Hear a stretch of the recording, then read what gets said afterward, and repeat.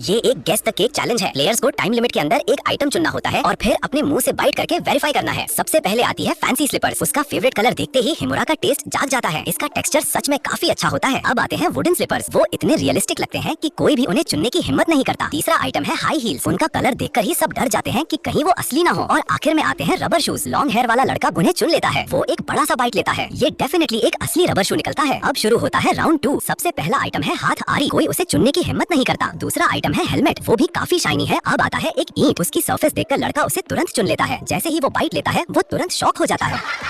और आखिर में आती है पेंट। लड़की ने अभी तक कुछ भी चूज नहीं किया था, इसलिए उसे यही लेना पड़ता है। अगर ये असली पेंट होती तो शायद वो कई दिनों तक कुछ खा नहीं पाती, लेकिन जैसे ही वो टेस्ट करती है पेंट असल में एक डेजर्ट निकलती है, तो इसका मतलब पेंट ब्रश भी फेक होना चाहिए। अब शुरू होता है राउंड 3 क्लीनिंग टूल्स थीम्ड। सबसे पहला आइटम है डिश ब्रश। आखिरकार अंकल उसे चुन लेते हैं। वो धीरे से उसमें बाइट लेते हैं और वो सच में एक रियल डेजर्ट निकलता है। अगला टूल बिल्कुल चॉकलेट जैसा दिखता है। सबको लगता है कि ये ट्रैप है और आखिर में लड़की क्लीनिंग टॉवल चुनती है। वो उसमें बाइट लेती है और वो सच में एक असली सफाई टॉवल निकलता है। Next round. इस रूम में सिर्फ एक ही आइटम केक है। कुछ प्लेयर्स को लगता है कि वॉल पर रखा डस्ट पैन चॉकलेट जैसा दिख रहा है। दूसरों को लगता है कि ये टॉयज पर कैंडी कलर चढ़ाया गया हो। सबसे पहले हिमुरा की बारी आती है। वो नोटिस करता है कि इस बार सेट पर कोई स्लीपर्स नहीं है, इसलिए वो न्यूज़पेपर चुनता है। वो बिना किसी हेजिटेशन के उसमें बाइट ले लेता है। सबसे पहला प्लेयर होने के नाते क्या वो सही निकलेगा?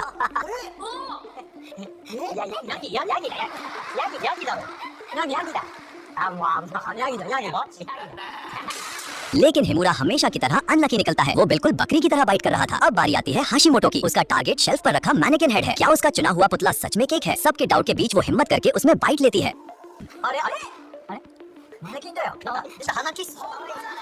अनफॉर्चुनेटली उसका गेस भी गलत निकलता है। अब शो एक हिंट देता है कि केक इन्हीं आइटम्स में से एक है। शिराको को वहाँ अपना फेवरेट चाइल्डहुड रोली पोली टॉय दिखाई देता है। वो तुरंत उसे चुन लेता है। क्या इस बार वो सही गेस करेगा? शिराको उसका बड़ा सा हिस्सा काट लेता है, लेकिन होस्ट फिर भी उसके टीममेट्स को पनिशमेंट देता है। असल में शिराको की बाइट इतनी स्ट्रॉन्ग थी कि रियल टॉय भी टूट गया। अब आखिरी चांस मिलता है डिटेक्टिव मात्सुओ को। वो चीजें पहचानने में काफी एक्सपर्ट है। जैसे ही मात्सुओ आगे आता है वो सीधे शेविंग किट को चूज करता है। वो सच में काफी टैलेंटेड है। सिर्फ ब्रश ही यूजेबल नहीं होता, बल्कि उसके अंदर की फोम भी प्योर क्रीम से बनी होती है।